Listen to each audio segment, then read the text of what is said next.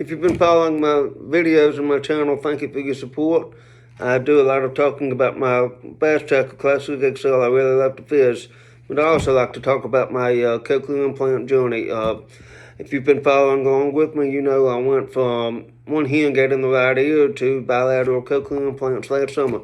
If you haven't been following, I would really love it if you would subscribe to the channel and look at my videos. That way you can kind of get a background of where I've been and where I've come from. So today what I want to talk about is auditory training. And, you know, I mixed it up a little bit.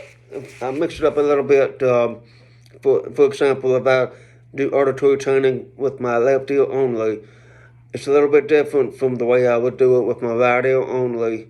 And if I do both ears at the same time, it's even a little bit more different thing. So it just depends on the scenario. I make some adjustments. Because this is what I do for a living. I am a teacher of the deaf, and I work with students who have amplification, real amplification, and students who benefit from auditory training. And if you know anything about auditory training, it's a very broad subject. So I just want to give you a tip today that you might can use if you are wearing amplification to help you out in your journey. So, music. Everybody loves music, right? One of my favorite bands of all time is Creedence Clearwater Revival, or CCO. Now, when I got activated last summer, my audiology team, we all knew going in that I could be activated and implanted, and we could turn it on, and maybe there may not be any sound at all. It was a 50-50 chance, because I had not had access to sound in 42 years prior to that in my left ear. So, well, much to our surprise and we were pleasantly surprised when they did activate the cochlear implant. I was able to hear noises. Back in the when they immediately activated me, I could hear noises. It was very strange. I could hear noises, but I could hear noises, but it was like black and white. I didn't know if it was a horn honking or if somebody was talking to me, if somebody was banging pots and pans together. I didn't know what it was. I just heard the noise. So fast forward to today, 9 months later, when what I do with my left ear only, several days a week, maybe I try to do every day a week, and sometimes I don't get every day a week, but at least twice a week.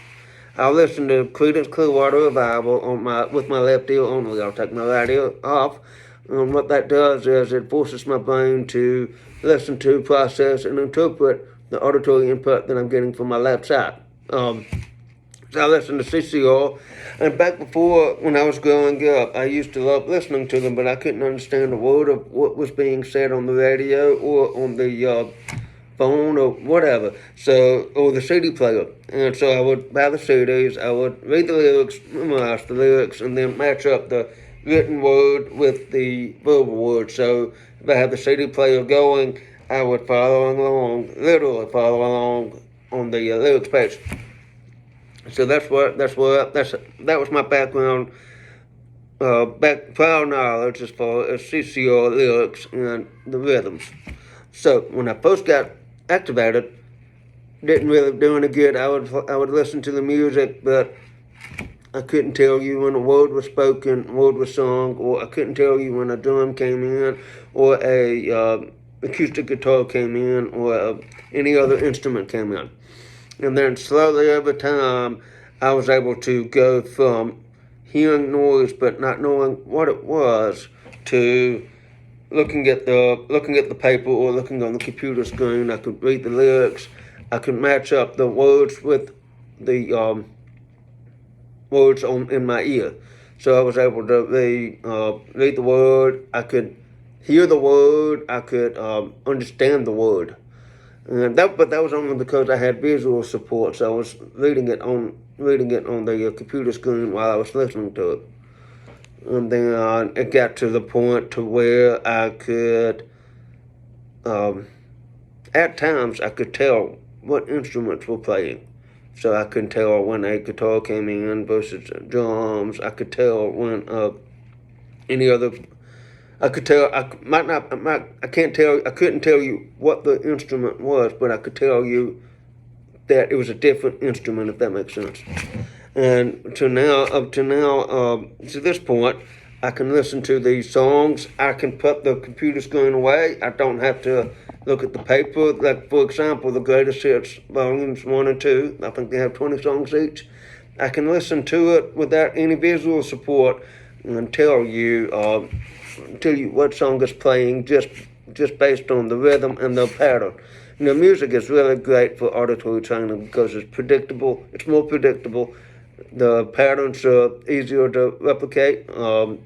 Easier to understand, and and also music is really really an accelerant of some sorts as far as getting the neuron connectors, the neural pathways connected in the brain. So music does do a lot for auditory training. It is really good for listening to spoken language, and science backs it up. So I started off with music, and then now I can listen to the songs and tell which song is playing, and I can also I'm starting to the words that I hear in my ear. While I can't understand the words, they're starting to break up into syllables. I'm starting to be able to tell when one word starts and stops. I'm able to tell, if a word has 2 or 3 syllables or more. So I think over time, I think I'm going to get to where I can understand words out of my left ear. It might be basic. It might not be a lot of words. It might not be. Might only be closed set word recognition. But I mean, 9 months ago I had nothing. So I am taking those steps of progress, the baby steps. I'm taking them as great steps of progress, considering the context of what I had to go through. Now, with the left ear, what I'm doing now is I've kind of moved away from closed set word recognition in music, and especially I listen to only CCR songs. So it's considered a closed set of words. I'll go listen to podcasts now, and I've gotten into listening to podcasts. If you follow my channel, I love ghost stuff, I love Bigfoot stuff, cryptid stuff. I love all that kind of stuff. And so when I listen to the podcast, I don't necessarily beat myself up over being able to get the content of the podcast because that's an unrealistic expectation for me to be able to understand what they're saying. So, like, if I want to listen to somebody about Bigfoot, a podcast about Bigfoot, I know they're talking about Bigfoot, but I don't know the specifics of what they're talking about, if that makes sense. So, I don't get hung up on the content. I don't read the transcripts. I just really force myself to listen for different words to see which words I can pick out. If I can pick out only 2 or 3 words out of a 30-minute session, that's fine. So what I'll do is, if I pick out 3 words yesterday, if I go to listen to a podcast tonight, I'll aim for 5 words, 6, 7 words. So I'm not getting caught up on the content.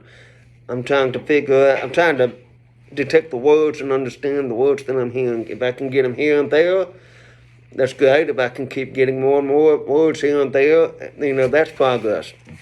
So when you're doing your auditory training, the biggest tip I can have for you is make it specific, make it detailed, make it targeted, and make it meaningful at small levels, if that makes sense.